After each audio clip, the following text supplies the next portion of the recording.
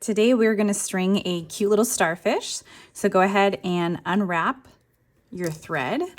And the very first step is we want to tie the string onto any nail in the design. So I go ahead and tie my knot in the air, kind of loop it like this, and then through like that. And again, pick any nail you want.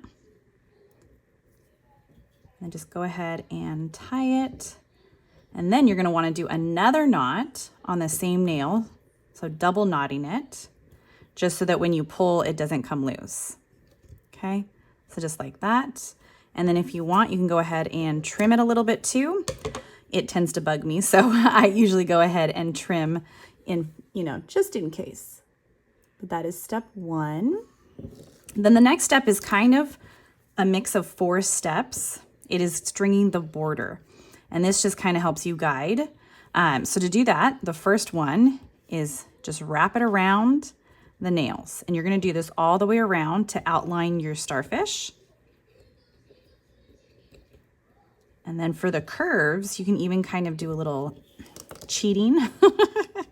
And you can kind of just do a whole big loop like that. So rather than individual nails, you can kind of just loop it all at once and then wrap if you want. Or you can go individually like this. Both work. Just make sure you're holding your string tight, and you can use your other hand to kind of hold the string behind. So if it does unravel, it'll only unravel to wherever you're holding it. So I usually follow my other hand. Okay, so that is step 1. Now we're going to go around it again, but we are going to crisscross. So front and back, front, and then you can wrap it and wrap it. But you just want a diagonal line crisscrossed in between each nail. And you're going to do this again all the way around. And this is step 2 for the border. I like to show this part first, even if your instructions, you can do this either first or second. So after or before the middle. But it's easier to show you how to do it without the center filled in. Okay, so now you've gone around, that's the second time. Now you're gonna go around a third time, but this time when you go, you can even go back the same way. But you're gonna wanna crisscross it on the other angle. So now it'll look like an X in between each set of nails, now that you have 2 different lines. So this is number 3 of 4. We're almost done with the border. You just crisscross, crisscross all the way around. Then you can wrap it when you go around the curves. Okay, so now you can go backwards for the 4th one. So you're just going to go back and it'll automatically, it should be on the inside. So you did the outside. Now we're going to go on the inside and wrap around.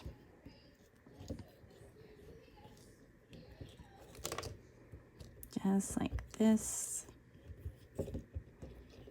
And so this is the border. The reason that I do this is it helps define the shape and make it pop. If you're, a little kid, you don't have to do this if it's too many steps. You can just kind of do the middle, and I'll show you that next.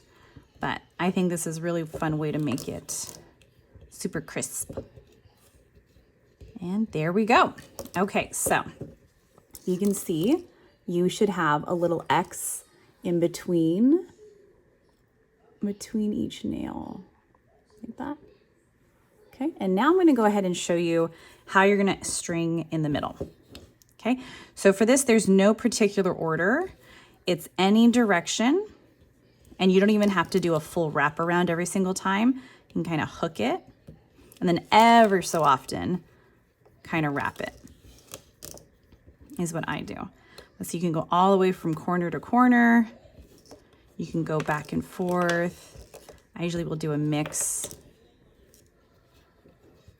of just a pattern like this, just to get it filled in. And then once I get to the edge, then I will change direction. Just make sure when you're doing it, you pay attention to these corner pieces, because you don't want to cross over on accident, or even go across like this a little bit, because then you're going to lose your shape. So it won't be the end of the world, but you want to stay inside the lines. And if you miss one, then you just kind of unravel it a little bit until you get to the part that scooted over, and you try again.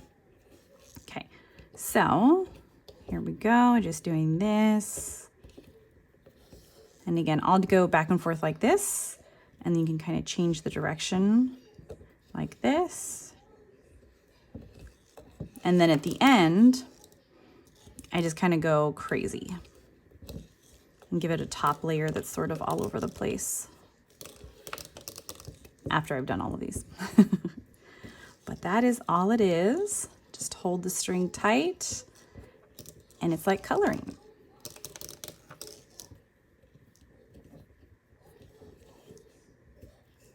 Oh, here, we'll go over here. And you are going to go on the same nails multiple times, and that is perfectly okay.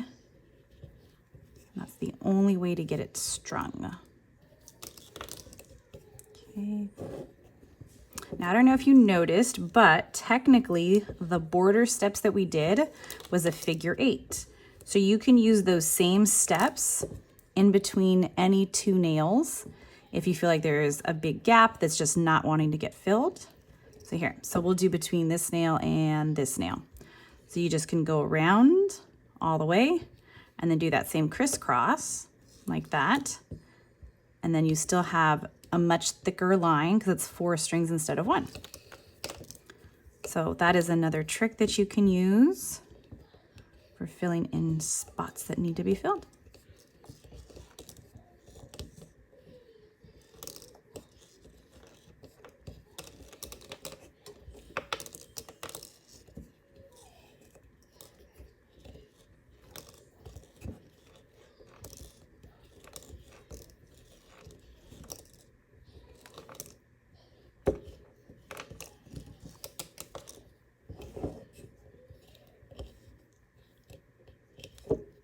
Just use the other hand to kind of help spread it down. If some of the nails are getting full and it's not wanting to catch, you know, like this, and just doesn't want to stay, what that means is you need to push down your netting, your layer of string, and then it'll give you more room farther down. So just kind of push it down if you need to. It's kind of hard when it's not against a table, but the string will go farther down if you need to.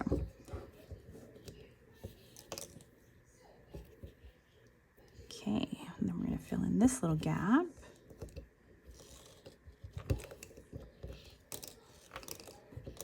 And I like it because there's no order, so you don't have to worry about going to the wrong nail and counting nails or anything like that. It's just, nope, simple as coloring.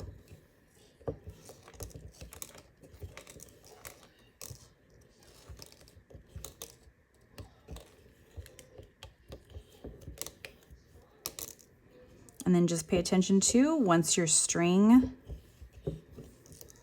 at the end, you just need to make sure you save enough to tie a knot at the end.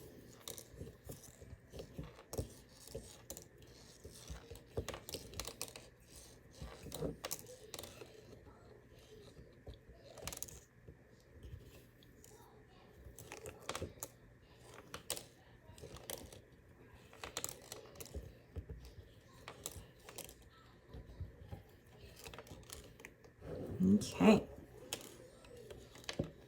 pretty cute. And then I'm gonna go ahead and bring it down here. I think there's one more little spot. We'll see if I leave myself enough string. So if this isn't enough, just make sure you unravel it a little bit. But what you're gonna do now, check that you didn't do it on any of the corners. And with whatever string is left over, just kind of keep it tight so it doesn't unravel. And again, tie a little lasso in the air and put it over any nail that's near you. I use to trap it with my finger, and then pull with the other hand.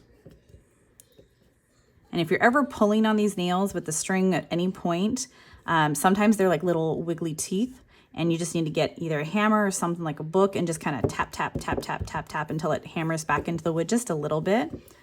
You don't need to go crazy with the power, but sometimes I just pull a little too hard and it needs to be just, you know, adjusted. So go ahead and tie. I sometimes do 2 or 3 or throw extras on there just for fun. And then you can kind of pull it this way into the design, because what you're going to do with this tail, we're going to trim it. Make sure you leave about, you know, a finger or 1/4 of an inch so it doesn't get too close where the knots come undone. But you don't need it super long either. So I'm going to go ahead and trim. So I have about that much left over. Okay. And then you can use your fingers. I usually like to use the open end of a scissors, so just be careful if they're sharp. And you're just kind of gently, careful so you don't cut the string. You're just going to poke it underneath the layers so it gets hidden. And then you'll never know where the knot is. And there you go, your cute little starfish.